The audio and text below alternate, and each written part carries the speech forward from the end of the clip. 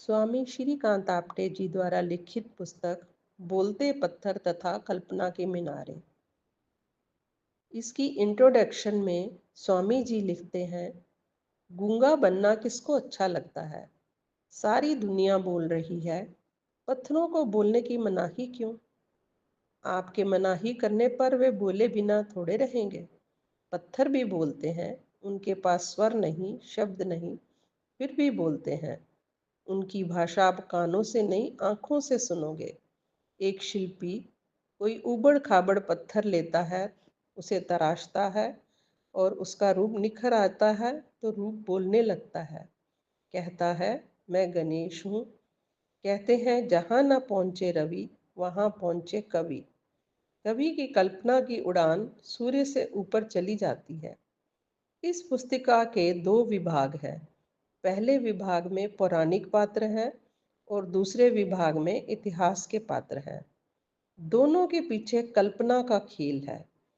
मनुष्य के जो जन्म सिद्ध अधिकार हैं, जैसे भूख, प्यास, नींद, उसमें सबसे ऊंचा अधिकार है कल्पना विहार। पुराने शास्त्र कहते हैं, परमात्मा में कल्पना आई और संसार बन गया। निर्गुण की कल्पना से सगुण का जन्म हुआ। इस पुस्तक का ठाठ कुछ ऐसा है जैसे देवताओं की कहानी, उनकी अपनी जुबानी। हर एक देवता जैसे अपनी आत्मकथा या आप बीती अपनी ही जुबान में कह रहा हो। राम के बारे में वाल्मीकि या तुलसीदास नहीं, बल्कि स्वयं राम कह रहे हैं। गणेश के बारे में दूसरा नहीं, गणेश स्वयं ही कह रहे हैं। स्वयं की कहानी, स्वयं की जमानी। ऐसा इसका ढंग है। मैंने स्वयं ही ये कल्पनाएं की हैं, जैसे कवियों ने लक्ष्मी के बारे में कल्पना की है, सरस्वती के बारे में भी कल्पना की है। वाल्मीकि ने राम के जन्म से पहले ही राम के बारे में कल्पना की थी। एक ऐसा राजा होगा। तुलसीदास ने कहा, एक ऐसा राजा था।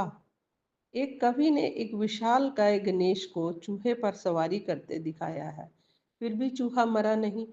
रामायण में रीछ के बोलने की कल्पना की है।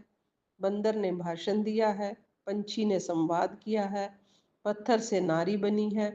पत्थरों पर राम लिखने से डूबने की शक्ति पत्थर खो बैठे हैं। जो पत्थर थे वह लकड़ी बनकर तैरने लगे, इत्यादि इत्यादि मनोहर कल्पनाएं की हैं। जब वाल्मीकि को तुलसी को कल्पना करने का अधिकार है, तो मुझे वह अधिकार क्यों नहीं। कल्पना करने का हर मनुष्य को अधिकार है और जन्म सिद्ध अधिकार है। ईश्वर दत्त अधिकार का मैंने उपयोग किया और इस पुस्तक के दूसरे विभाग को नाम दिया है कल्पना के मीनारे। जब कवियों ने मनुष्य की गर्दन काटकर हाथी की गर्दन छोड़ने का साहस है, तो दो हाथ वाली स्त्री को 6 हाथ और जोड़कर शक्ति प्रदान किया है। एक मुख वाले आदमी को 4 मुख वाला बनाकर कल्पना शक्ति का परिचय दिया है। इस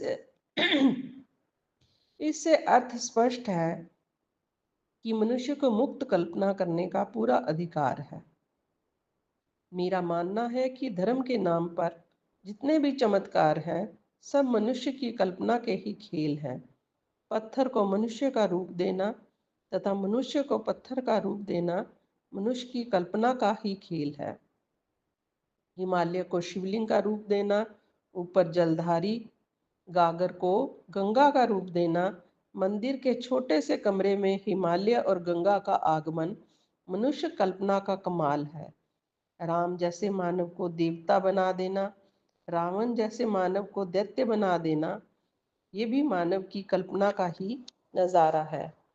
मानव मस्तिष्क का जादू, मानव मस्तिष्क एक जादू का पिटारा है।